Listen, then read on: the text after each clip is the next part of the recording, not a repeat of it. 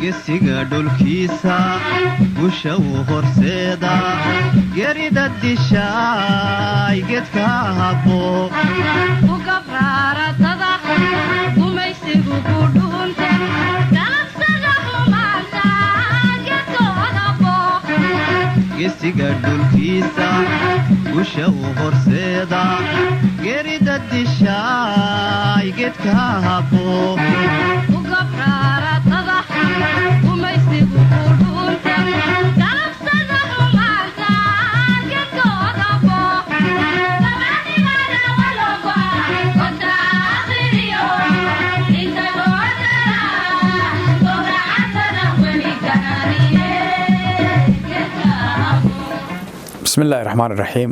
magacayga waxaa la yiraahdaa Cabdicasiis Xasan Giyaajo Camalow waxaan ahay musharax u taagan xilka madaxweynenimo ee doorashada ka dhacaysa sanadkan wadanka Soomaaliya 2016 waxaan halkan ka salaamayaa dhammaan ummadda Soomaaliyeed iyo dhammaan inta ku hadasha afka Soomaaliga waxaan rabaa inaan ka hadlo waxyaabaha igu dhaliyay inaan isku sharaxo inaan madaxweyne positionka madaxweynenimo inaan yaani maanta aan jagada u taaganahay inaan sharax u ahay waxay tahay marka hore aniga waxaan ahay muwaadin Soomaali ah oo wadankiisa waqti badan ka maqnaay oo dib ugu soo laabtay kadibna markaan ku soo laabtay wax badan iyo dib u dhis badan ka sameeyay markaan arkay dhibka iyo gaajada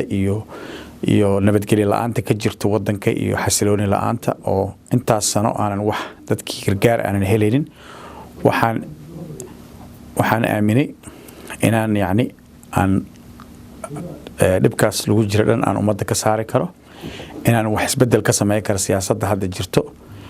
siyaasadaha oo iskhilaafsan iska qabsi badan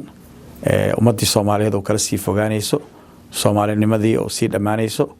dadkii oo dagaalo iyo cudurro iyo gaajo u dhamaanayo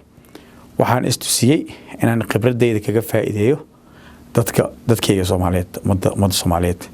sidaas awgeed saa ula socotaan maanta wadankii wuxuu ku jiraa dhib badan wax nabadgelyo oo la isku halay karo ma jirto maalin walba waxa la dilaa dad muhiim ku ah ummadda Soomaaliyeed waqti walba lagu beegsadaa cid ka hadashaa aysan jirin cid badbaadi kartaan aysan jirin badii waa lagu dhamaaday dhalinyaradii way dhamaadeen dumarkii waa la kufsanayaa caruurteennii iskuulaad fiican ma haystaan cudurro badan jiro intaas oo idoo jirtay duruufahaas adag يعني دولديه أن يعني نصيب كوي لنا يعني وحكي بدلان وحسبدل ما جرو الرميه ودن وحي اسكو سو كوبين الشخصية نن يعني سياسة دي أو كفا إذا استئنوا حوله كوي يشتا أما ويعني أسيق نفسيا غير كيسة وكفا إذا تاس مركا أنا جو حربنا أنا كبدلنا هدول هاي هذا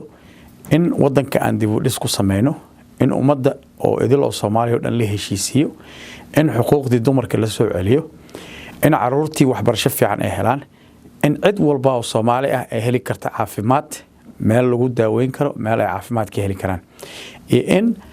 askarta maalin walba u taagan difaaca ummadda Soomaaliyeed inay mishaaraadkooda helaan inay si joogto ah u qaataan mishaarkooda iyo shaqaalaha oo civil service ka oo aan ayagana mishaaraad badan aan qaadanin oo intaas oo bilood iyo intaas oo sano aan wax xuquuq la siinin taasna inay soo laabato sidee lagu soo celinayaa waxa lagu soo celi karaa inuu imaado wadanka hoggaan taacad ah dadka from meesha ugu hooseysa dawladnimada ilaa meesha ugu sareyso taasna ma yaani wax sahlan ma aha isbedelkeeda laakiin hadii ummadda Soomaaliyeed oo dhammaan aan gacanta isqabsano wadanka wax badan aan ka qaban karnaa waxaan joognaa wadan oo Ilaahay kheyraad badan na siiyay oo yaani waxaan haysanaa maanta kheyraad oo ka badan 12 milyan oo ummada taas anagu ka faa'iideysanayno waxay la tahay aniga qofka Soomaaliga inuu gaajoodo waa dambi tan kale waxay tahay in siyaasadda hadda jirto wax laga bedela siyaasaddu waa inay ummadda oo dhan iska dhex aragtaa qofka ninka madaxda ah wuxuu madax ku yahay dadkiisa haddii dadkaadan yaani kalsooni ka kasban karin madax ma noqon kartid adduunka waa aragnaa waqti walbo ninka markuu meel xil qabto wuxuu madax ku yahay dadkiisa haddii dadka ay nacaan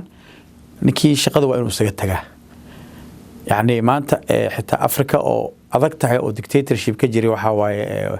وضمان بدنا إسبدل بدن كجرا وإسبدل لسان Soomaaliya waxaan ka rajeynaa markii uu isbeddelkaas dhaco oo maanta shalay ninkii wax qabo waayey oo maanta yani xilka u taagan iyo kii maanta shalay oo madax ka ahay halkan uu soo noqday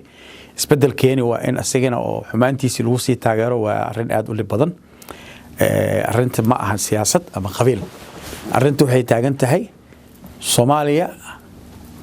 futurekeedii caruurta aan dhalnay iyo kuway sii dhalaan futurekoodii wadan oo sidoo uu noqon doona Soomaaliya marka walaalayaal waxaa muhiim ah Soomaaliya inay doorasho ka dhacayso doorashadana ma ahan mid ummadda dhan ku xiran dad kooban ay saameynaysaa oo xildhibaanada hadda oo soo galaya aqalka sare ama aqalka hoose taas oo ayagana loo baahan yahay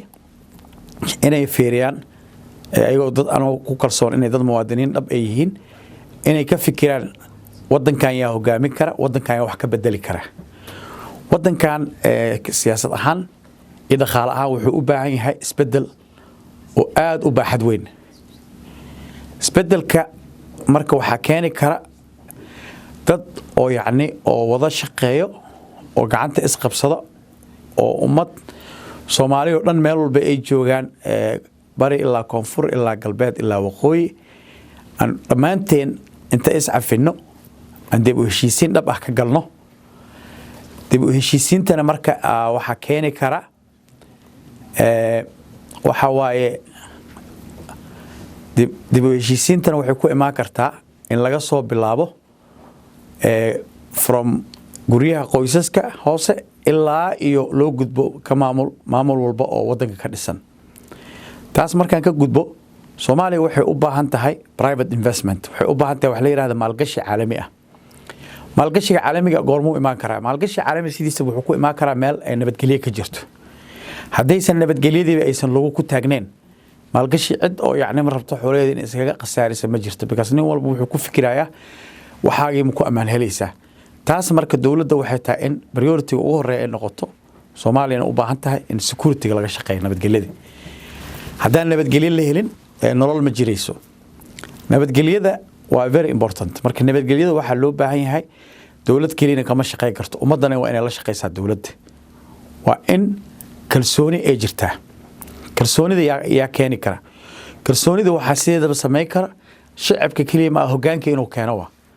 shacabka haday arkaan hoggaan ay jecel yihiin oo daacad ah oo wadankiisa daacad u ah nin walba oo Soomaali ama muwaadin ah يعني كرسونيد وصينا دول لماذا؟ قال الله سهان يبوق سياسات إنه استعجاية لكن مركي أي سنجرين يعني هجان أنا يعني أن داعت كيني كرين